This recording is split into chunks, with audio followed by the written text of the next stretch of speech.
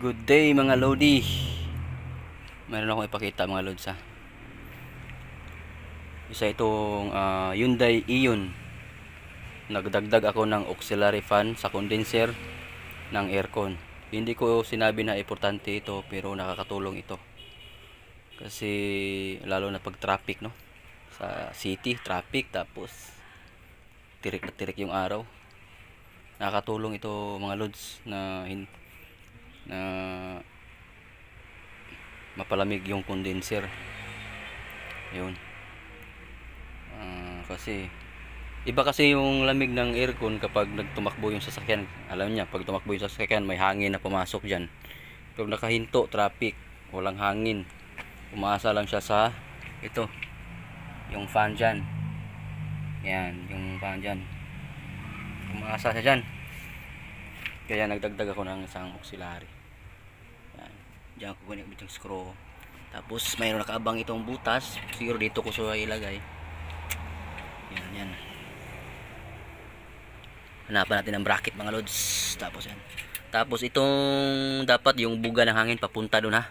Papasok doon, hindi palabas, kasi pag tumakbo yung sasakyan, pag palabas yung hangin, siyempre magkasalungat yung flow ng hangin. Dapat yung flow ng hangin papasok.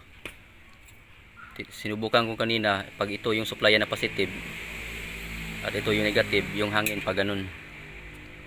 So yan. Kabit natin mga Lods. So ayan na siya mga Lodi. Yan. So ito yung fuse. Yung dalawang terminal, yung isa yung positive, ay yung isa papunta yan sa to positive ng load. Positive dito. Yan. At saka siyempre hindi mabubuo yung supply kung walang negative. Dito na ako kumuha ng body sa body. Yan. At saka para sabay silang umikot pag andar ng compressor ng aircon, dito ako kumuha sa sa supply ng compressor, paingon papunta dito sa relay. Pagkagat ng relay, iikot si compressor, iikot yung fan dyan, iikot siya. Yun ang kuhan ko, pero hindi ko pa nasubukan. Siyempre subukan natin.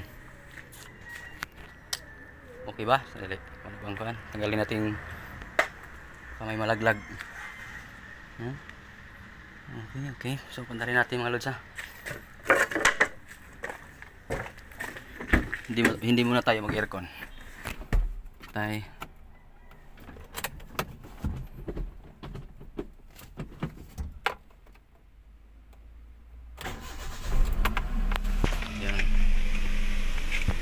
Yan siya.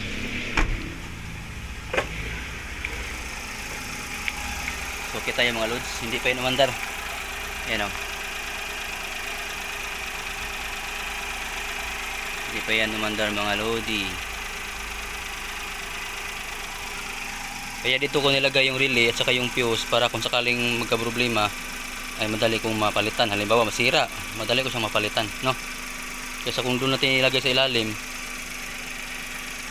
hirap, no? So yan. Kaya painitin muna natin. Tingnan natin kung sabay siyang umikot, no? Yung fan yung nalagay natin.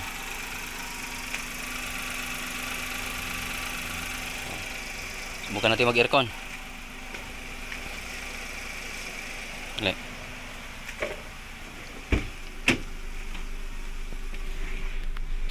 On ECU.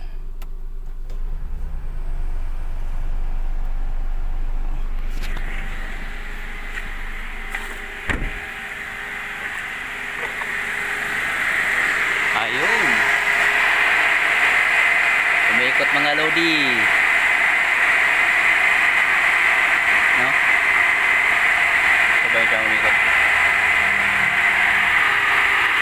Tingnan natin kung yung hangin ay papasok. Dapat papasok yung hangin papunta dun. Ayan o. Dapat higupin niya.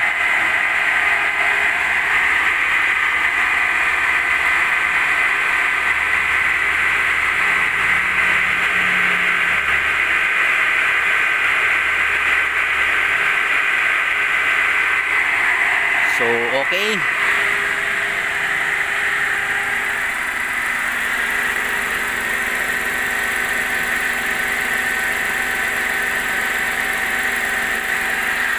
ito yung ginawa natin mga lods.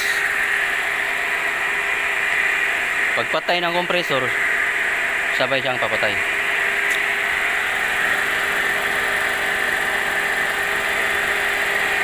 So yun, salamat sa inyong panonood. Huwag kalimutang mag-subscribe. Bye bye.